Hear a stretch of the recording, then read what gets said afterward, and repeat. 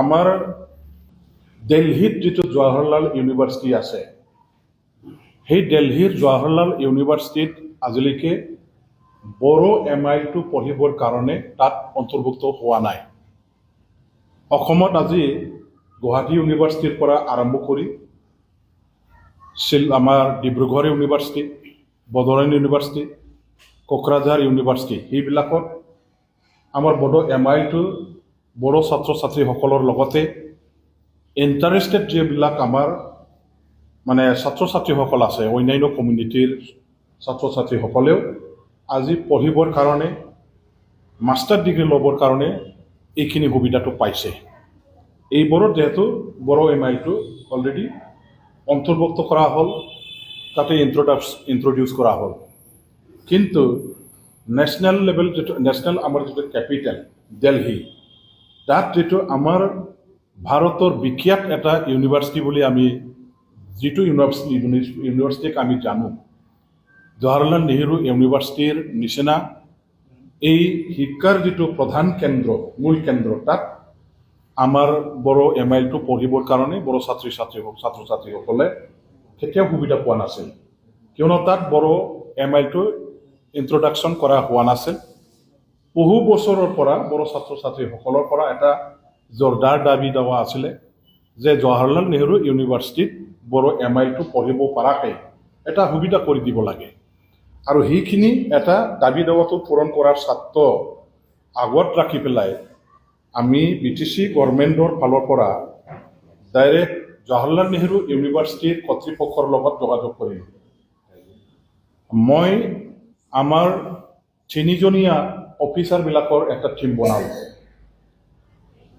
আৰু এই 3জনীয়া অফিচাৰবিলাকৰ টীমত আমাৰ মোৰে যিজন OSD আছে, মাননীয় আমাৰ ৰিটায়াৰ্ড SS অফিচাৰ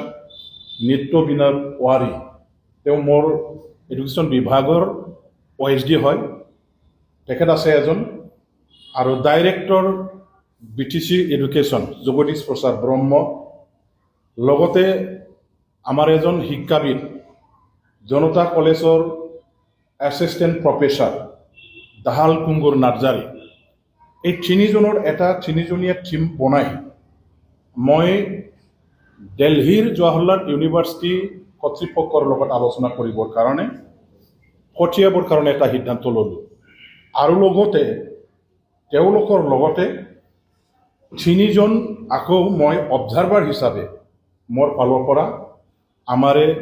BPF-ৰ কৰ্মীসকলক মই পঠিয়াই দিছোঁ। আৰু তেখেতসকলে এই 3জন আমাৰ অবজাৰ্ভাৰবিলাকেও একেলগে সহযোগ কৰি যোৱা জুন মাহৰ 1 তাৰিখে দিল্লীত আমাৰ জৱাহৰলাল নেহৰু ইউনিভাৰ্চিটিৰ ভাইচ চেঞ্চেলাৰ তেখেতৰ লগত প্ৰায়ৰ এটা এপইণ্টমেণ্ট লৈ পেলাই আলোচনা কৰা হ'ল। এটা আনুষ্ঠানিকভাৱে মিটিংখন বহা হ'ল, এইটো অনানুষ্ঠানিক এটা আলোচনা নহয়, একেবাৰে ফৰ্মেল অফিচিয়েল এটা মিটিং আছিলে। বড়োলেণ্ডৰ অফিচাৰ, তেওঁলোকৰ এটা প্ৰতিনিধি, আৰু জৱাহৰলাল ইউনিভাৰ্চিটিৰ আমাৰ এটা BC মেডামৰ নেতৃত্বত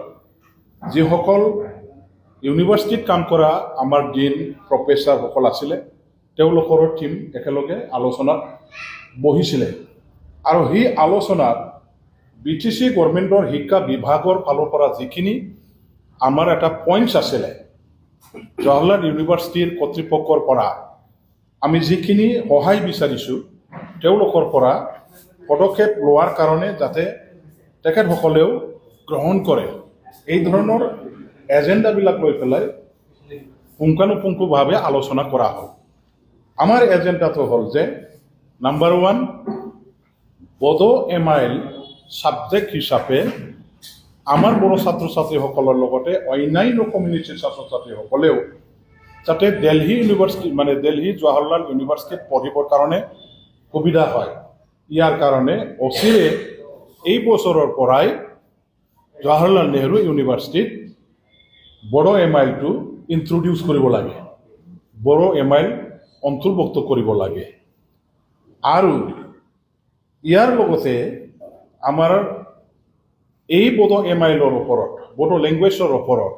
ৰিচাৰ্চ কৰিবৰ কাৰণেও ব্যৱস্থা কৰি দিব লাগে আৰু সবতকৈ ডাঙৰ কথাটো হ'ল যে দিল্লীত আমি এটা চেণ্টাৰ খুলিব খুজিছোঁ জৱাহৰলাল নেহৰু ইউনিভাৰ্চিটিত এই চেণ্টাৰটো হ'ল বড়ো ষ্টাডি চেণ্টাৰ এতিয়া বড়ো ষ্টাডি চেণ্টাৰ বুলি ক'লে হয়তো মানে কিছুমানৰ বুজাত অসুবিধা হ'ব পাৰে বড়ো ষ্টাডি চেণ্টাৰত এনেকুৱা ধৰণৰ এটা প্ৰভিজন থাকিব সুবিধা থাকিব যে প্ৰথমতে এটা প্ৰশ্ন যে বড়োসকল কোন হয়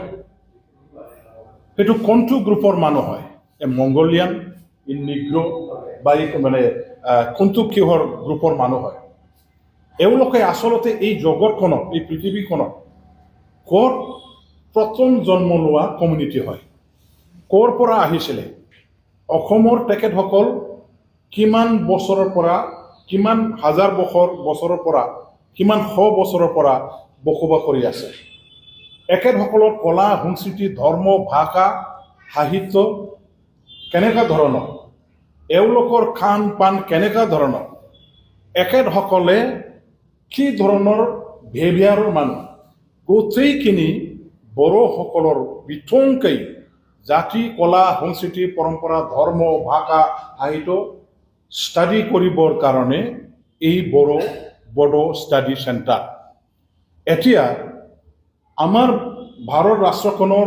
লগতে ভাৰত ৰাষ্ট্ৰখনৰ যিবিলাক ৰাষ্ট্ৰ আছে বাহিৰত থকা এইবিলাকৰ পৰা অহা স্কলাৰবিলাকে অসমলৈ কোকৰাঝাৰলৈ আহি পেলাই তেওঁলোকে বড়োসকলৰ বিষয়ে ষ্টাডি কৰিব লগা নহ'ব তেখেতসকলে দিল্লীত বহিয়ে দিল্লীৰ বড়ো ষ্টাডি চেণ্টাৰত তেওঁলোকে বড়োসকলৰ বিষয়ে ৰিচাৰ্চ কৰিব পাৰিব ষ্টাডি কৰিব পাৰিব আৰু বড়োসকলৰ বিষয়ে বিতংভাৱে তেখেতসকলে জানিব পাৰিব লিখিব পাৰিব আৰু এইখিনি সুবিধাটো দিবৰ কাৰণে এতিয়া দিল্লীৰ জৱাহৰলাল নেহৰু ইউনিভাৰ্চিটি JNUত এতিয়া বড়ো ষ্টাডি চেণ্টাৰ খুলিবৰ কাৰণে আলোচনাত আমি পইণ্ট হিচাপে ৰেজ কৰিলোঁ আৰু লগতে আমাৰ এই আলোচনা কৰাৰ সময়তে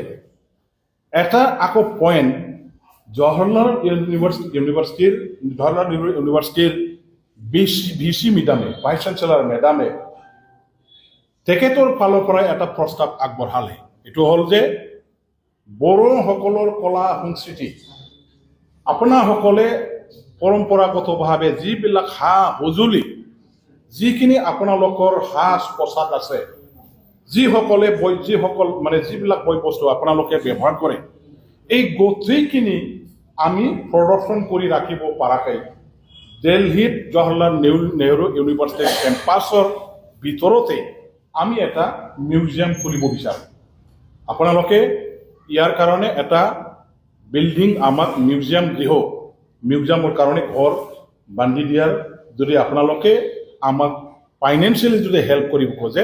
ইয়াৰ কাৰণে যিমানখিনি মাটিৰ প্ৰয়োজন আছে আমি দিবলৈ সাজু বুলি ভিচি মেডামে আমাৰ ডিছকাশ্যনৰ সময়তে এইখিনি তেখেতৰ ফালৰ পৰা প্ৰস্তাৱ আগবঢ়ালে এতিয়া কথাটো হ'ল যে আমি যে জৱাহৰলাল ইউনিভাৰ্চিটিত বড়ো MIL-টো পঢ়িবৰ কাৰণে মাষ্টাৰ ডিগ্ৰী বা আমাৰ মানে কি কয় গ্ৰেজুৱেট মানে এইখিনি যে আমাৰ শ্ৰেণী আছে সেইবিলাকত পঢ়িবৰ কাৰণে যে আমি দাবী জনাইছোঁ বড়ো ষ্টাডি চেণ্টাৰ যে খুলিব লাগে ইয়াৰ কাৰণে যে আমি এটা দাবী জনালোঁ আমাৰ জৱাহৰলাল নেহৰু ইউনিভাৰ্চিটিৰ ভিচি মেডামে আৰু তেখেতৰ লগত যিসকলে আলোচনাত অংশগ্ৰহণ কৰিছিলে একেবাৰে খোলা মনেৰে আৰু খুব যোগাত্মক ইতিবাচকভাৱে তেওঁলোকে গোটেইখিনি গ্ৰহণ কৰিলে যে এই বছৰৰ পৰা দিল্লী ইউনিভাৰ্চিটিত বড়ো MIL-টো পঢ়িবৰ পৰাকৈ ইন্ট্ৰডাকশ্যন কৰা হ'ব আৰু বড়ো ষ্টাডি চেণ্টাৰ খোলা হ'ব মিউজিয়াম বড়োসকলৰ যিমানখিনি মানে পৰম্পৰাগতভাৱে আপোনালোকে ব্যৱহাৰ কৰা সা সঁজুলি যিখিনি আমাৰ হেৰি আছে সাজ পোছাক আছে গোটেইখিনি প্ৰেজাৰ্ভ কৰি আৰু প্ৰদৰ্শনীৰ কাৰণে মিউজিয়াম বনাব ইয়াৰ কাৰণেও গোটেইটো সন্মতি প্ৰকাশ কৰা হ'ল আৰু আমাৰ ইয়াৰ কাৰণে জৱাহৰলাল নেহৰু ইউনিভাৰ্চিটিৰ ভিচি মেডামৰ ফালৰ পৰা আলোচনাত এটা প্ৰস্তাৱ আগবঢ়ালে যিহেতু এই গোটেইখিনি চলাবৰ কাৰণে আমি লেকচাৰাৰ এপইণ্টমেণ্ট দিব লাগিব মানে এমপ্লয়ী এপইণ্টমেণ্ট দিব লাগিব ইয়াৰ কাৰণে এক্সট্ৰা ফাইনেন্সিয়েল আমাৰ এক্সপেণ্ডিচাৰৰ প্ৰয়োজন আছে গতিকে বড়োলেণ্ড চৰকাৰৰ আগত তেখেতসকলে এটা প্ৰস্তাৱ আকৌ দাঙি ধৰিলে এইটো হ'ল যে 10 কোটি টকাৰ এটা খৰপাছ ফাণ্ড BTC গভৰ্ণমেণ্টৰ ফালৰ পৰা সহায় কৰিব লাগে JNUৰ নামত এইটো তেওঁলোকে বিচাৰিলে আমি একমুখে তাতে স্বীকাৰ কৰি আহিছোঁ যে আমাৰ MIL ইন্ট্ৰডাকশ্যন হৈ গ'ল আমাৰ যেহেতু বড়ো ষ্টাডি চেণ্টাৰ যেহেতু JNUত খুলিব মিউজিয়াম বনাবৰ কাৰণে আমাক যেহেতু মাটি এৰি দিছে আৰু এই খৰপাছ ফাণ্ডৰ যিটো ইণ্টাৰেষ্ট ফাণ্ড আছে সেইটোদি যেহেতু লেকচাৰাৰ প্ৰফেচাৰ এমপ্লয়ী এপইণ্টমেণ্ট যেহেতু দিয়াৰ ব্যৱস্থা কৰা হ'ব এইখিনি